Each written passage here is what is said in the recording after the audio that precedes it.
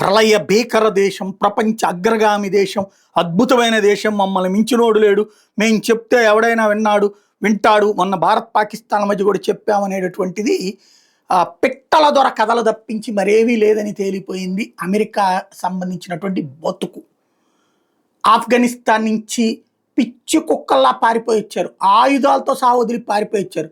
ఒకప్పుడు క్యూబా వియత్నాముల నుంచి పారిపోయి వచ్చారు. వాళ్ళు గెలిచింది ఇరాక్ ఒక్క దాని మీదనే, అది కూడా ఇరాన్ చేసింది కాబట్టి యుద్ధం, అమెరికా గెలిచింది అదొక్కటి.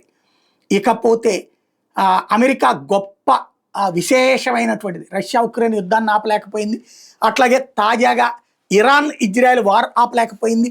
ఏదో గత కొన్ని రోజుల నుంచి నేను ఇరాన్తో మాట్లాడతాను, నువ్వు వాగు అని ఇజ్రాయెల్కి చెప్తే తాట తీసి వదిలిపెడుతోంది.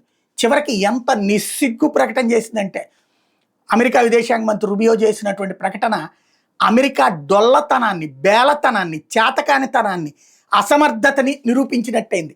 ఏంటయ్యా అంటే, అబ్బాయి ఈ యుద్ధంతో మాకేం సంబంధం లేదు, ఇజ్రాయెల్ దాడులు చేస్తుంది, మేము దాన్ని ఓన్ చేసుకోవట్లేదు, దానికి మేమేం సహకరించట్లేదు, జరిగినటువంటి దాంట్లో మా పాత్ర ఏం లేదు, మేము మా ప్రజలను రక్షించుకుంటాం, మా ప్రజల జోలికి రావద్దు అంటే అమెరికా మీద దాడి చేయొద్దని చెప్పి కాళ్ళు పట్టుకున్నంత పని.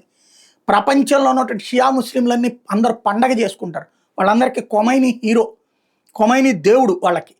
అలాంటి కొమైనీ అమెరికా లాంటి వాడి చేత ఈ మాట చెప్పించాడు అంటే చాలు, వాళ్ళకి యుద్ధంలో గెలిచినా ఓడినా అమెరికా చేత ఆ మాట అనిపించిందే గొప్ప విజయం కింద ఫీల్ అయ్యేటటువంటి పరిస్థితి.